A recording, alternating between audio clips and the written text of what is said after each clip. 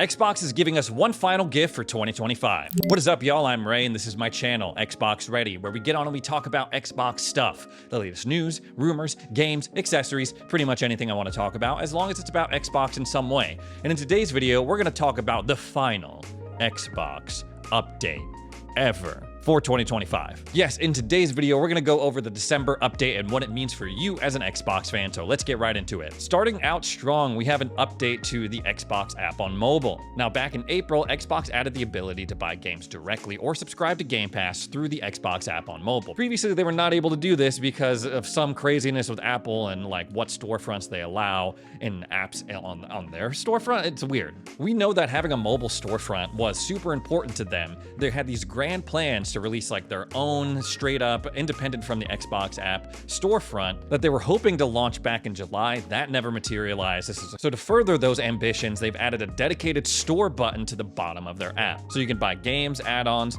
and if you want to still, you can join Game Pass directly through the app. You can also add games to your wish list and search for add-ons directly in the app. Now, that's all well and good. I'm still pretty salty over this update, buying games directly through the app, because they sacrifice the ability to remote play through the app in order to get this through. Remote playing through the app, that was way more important to me than another way to give Microsoft and Xbox my money. And now when you go, you can still see the little icon that used to be the remote play stream console thing. But now when you click on it, it says, ooh, sorry, you can't use remote play through the app anymore. It's been moved to the web, which is annoying. I know it's not entirely their fault because there's some happening with Apple, but I really wish there was an app that unified the Xbox experience, that really gave it to us all. A storefront, the ability to stream our games, the ability to remote play like the Xbox app on PC. This next update is really reflective of this three-pronged attack that they got going on in order to make this pivot in gaming. They have mobile gaming ambitions, cloud gaming ambitions, but also PC gaming. They took another step forward into providing parity between the two platforms when it comes to your accessories by implementing a firmware update for your Xbox wireless headset that will now enable it to use low-energy audio support. This will provide lower audio latency, better battery life because you're using less power, super wideband stereo voice, and broadcast audio, which lets Windows 11 share your game audio across multiple compatible Bluetooth accessories. I don't know why they buried it as a third point, but super wideband stereo voice is clearly the most interesting part about this update. Sure, the extra power is nice, yeah, whatever. But wideband stereo voice is something that we get on consoles by default. Basically, what they're talking about here is that the Xbox wireless headset is a stereo headset, meaning it has spatial audio. It's not just giving you one continuous mono feed into both headphones. A lot of Xbox games take advantage of this, most famously Hellblade 1 and 2. But even if you're on the menu and you have your headset on, you can literally hear as you're scrolling through the different tiles from left to right, the sound that goes doo-doo-doo-doo-doo. It goes from the left earbud to the right one, and then back again if you do a reverse. It's really cool. That does not go away when you are talking in game chat. But if you're playing games on your PC, any Windows 11 device, it does. The stereo will no longer support it when you start talking in game chat, and it will also degrade your audio because it's over a shitty Bluetooth connection. Now with this latest firmware update, that won't happen anymore, except here's the problem for me. I've been using my Xbox Ally X for most of my PC gaming needs. I've semi-retired my Razer 14. It's been kind of struggling as of late. I got to take a look at it. But as they say it in the blog post, this firmware update is not yet rolled out to the Xbox Ally or the Xbox Ally X, which is kind of frustrating. It's not the end of the world because I don't play multiplayer games on my Xbox Ally X. Anytime I boot up Halo, or I've been playing Diablo 4 a lot recently, I move on over to my console so I don't have that issue. But the post does say it's coming soon, so I'm sure I've just had to wait a couple of more months. The shared audio preview is not available right now. It's only available to insiders, and unfortunately, I am not a high enough rank in order to test this out. I'll have to check back in on that. In the same post, they're also reminding us that they released these dope-ass Fallout controllers. Any of these peripheral Fallout things that they've been coming out with, the show, their controllers, they've been really good. Whoever's in charge of the Fallout stuff, y'all are doing a good job. This controller that they put out isn't as complicated as the last one they did, but I still think it's really cool. It's the Pip-Boy and the VAT system, and it even says Pip-Boy on the left handle. And I know this is how it appears in the game, but I like how the green on this is Xbox green. They also introduced a new dynamic background for Fallout 76. There's some other interesting tidbits in this post as well. They're continuing to expand Xbox Play Anywhere. which I think is one of the coolest features that Xbox still has going for it. And also the Stream Your Own Games list has grown to over 1,000 titles. That's some pretty impressive growth because I believe that they started out with like 50 when I first started covering it. Xbox Play Anywhere and Stream Your Own Games, that's going to be super important to Xbox. More important as we go into the future, especially where we're going to be hit with RAM shortages and also price increases to all consoles out in the market, giving players the option to say, hey, you know what, if you buy our game, you don't necessarily have to buy an Xbox to play it. You can also play that game on your PC, or you can stream it through our cloud servers. Having those kinds of alternatives, it's not going to fix everything. It's not going to solve all of their problems. But as long as they have something to say, hey, if you don't want to buy the super expensive next-gen console or assume it's going to be expensive, you can play it on PC or you can stream it to a device that you already have. They've also added mouse and keyboard and touch controls for more games.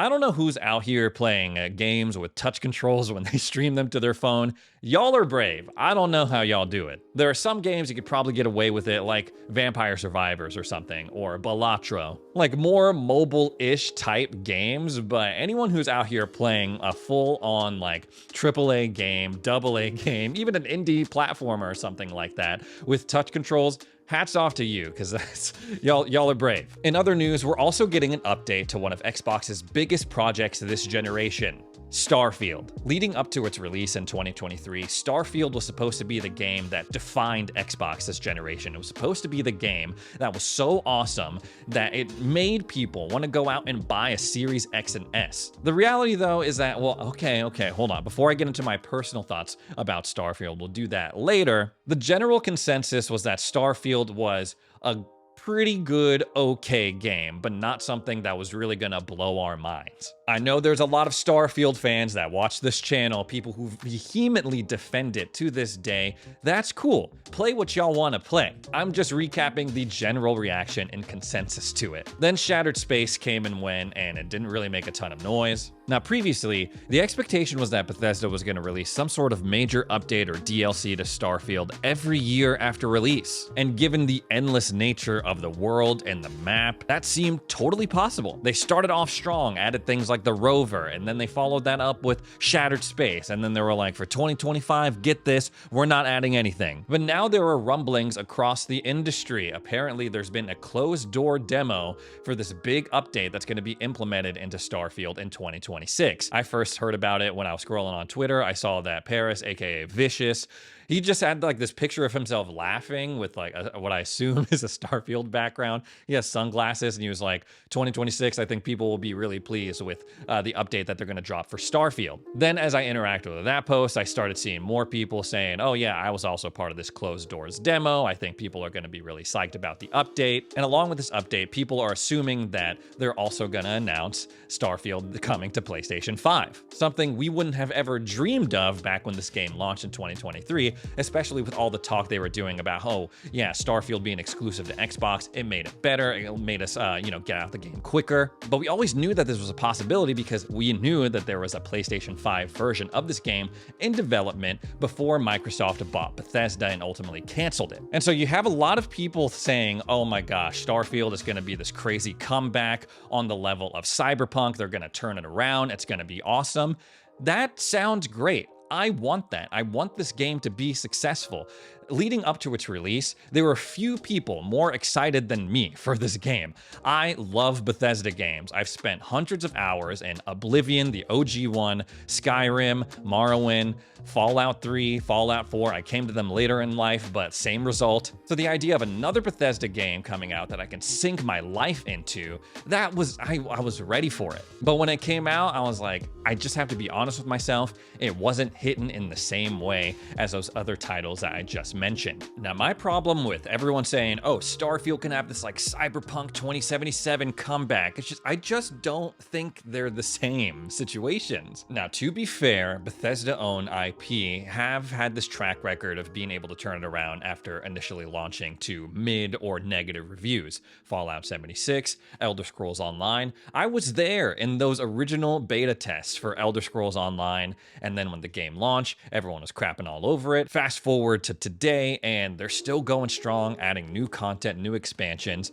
Again, I want games to succeed, even if it takes them years after release to do so. But Cyberpunk, The soul was good. The bones were good. It was just glitchy as Granted, I didn't start playing it until after Cyberpunk Edgerunners came out on Netflix and they did the update for the game. And while it's not perfect, the personality of the game is what keeps me coming back. The overall message, this bleak view of late-stage capitalism, the music, the acting. This is one of the few games that I still enjoy just going around the map, exploring Night City, just listening to the radio and driving around. What is Starfield Soul? It was billed as this game that was supposed to be the epitome of exploration, especially when it came to Bethesda RPGs. The issue was that, well, when you went to exploring, like 90% of the time, at least for me, there was really nothing interesting. And when you play 15, 20, 30, 40 hours into this game and you're like, okay, well, I found a lot of like outposts that look the same. I've done a lot of fetch quests and like fixed some pipes. It becomes harder and harder to envision myself sinking 100+ hours into this game like the other Bethesda RPGs. Starfield also came out at the same time Baldur's Gate 3 did, and I was really torn because I was like, I really want to keep playing Baldur's Gate 3 because I like the gameplay elements, I like the companions, I like the story, the freedom of choice, and how it affects